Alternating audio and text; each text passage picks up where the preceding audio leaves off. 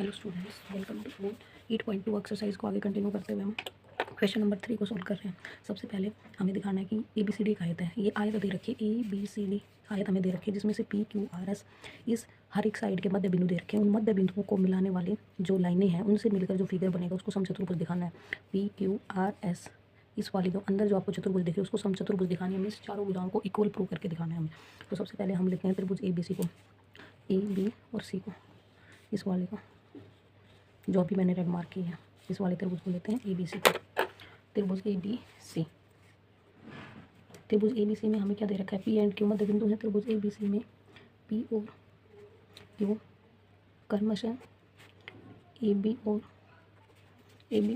B C भुजा के मध्य बिंदु हैं, अगर ये मध्य बिंदु हैं तो हम बोल सकते हैं कि पी क्यू पैरेलल होगी ए सी के, पी क्यू पैरेलल होगी ए सी के, and P Q is equal to 1/2 A C होगा हमारा किससे, विलोम मध्य बिंदु थ्योरम से। मध्य बिंदु प्रमेय, मध्य बिंदु प्रमेय से हमारा क्या हो जाएगा, ये पी क्यू विलोम से नहीं मध्य बिंदु से, हमारे पास P Q half of A सी हो जाएगा। इसको हम मान लेंगे इक्वेशन 1 एज इट इज़, क्योंकि अभी हमारे पास पी क्यू आ गई। जस्ट इससे अपोजिट आर एस और हम इससे इक्वल अगर प्रूव कर लेते हैं तो हमारा आधा काम हो जाएगा।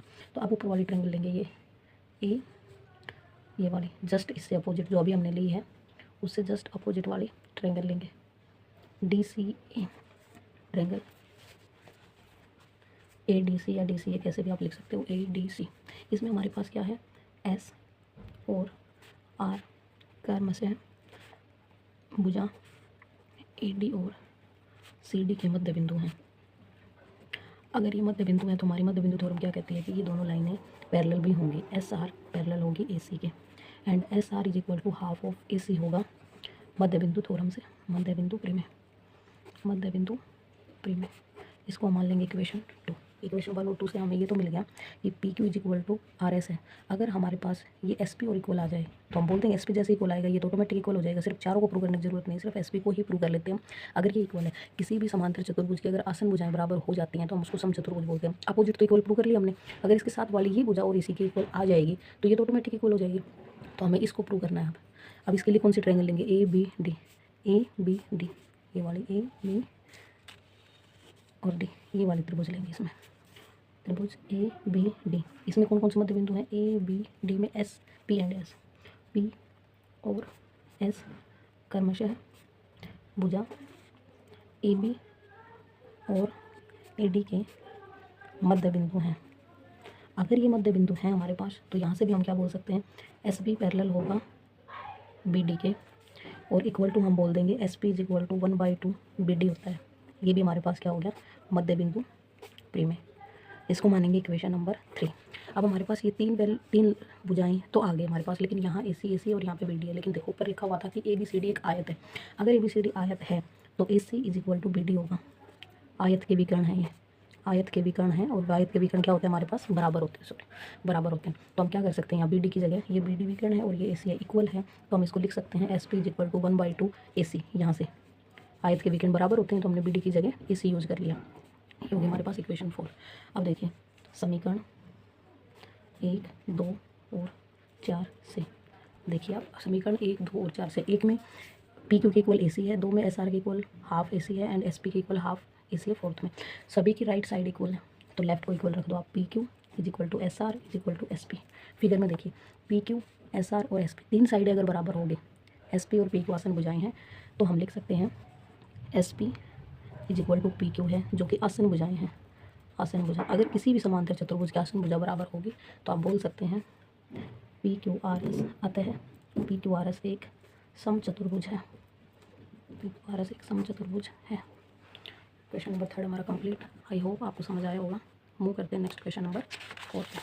क्वेश्चन नंबर 4 में देखिए ए बी सी डी एक समलंब है। समलंब इस तरह के फिगर को बोलते हैं ए बी सी डी, जिसकी अपोजिट साइड्स पैरेलल होती है बट एक तरफ की साइड पैरेलल नहीं होती, जिसमें से ए बी समांतर है डी सी के दे रखा है। साथ ही बी डी जो विकर्ण है उसको ई भुजा ए डी का मध्य बिंदु है, ई ए डी का मध्य बिंदु दिया हुआ है। ई से होकर एक रेखा ए बी के समांतर खींची जो कि बी सी को एफ पर प्रतिच्छेद करती है। दर्शाइए कि एफ बी मध्य बिंदु है। देखिए ये बी सी डी एक समलंब है, ई इसका मध्य बिंदु ऑलरेडी दे रखा है, हमें प्रूव करना है कि बी सी का मध्य बिंदु एफ है।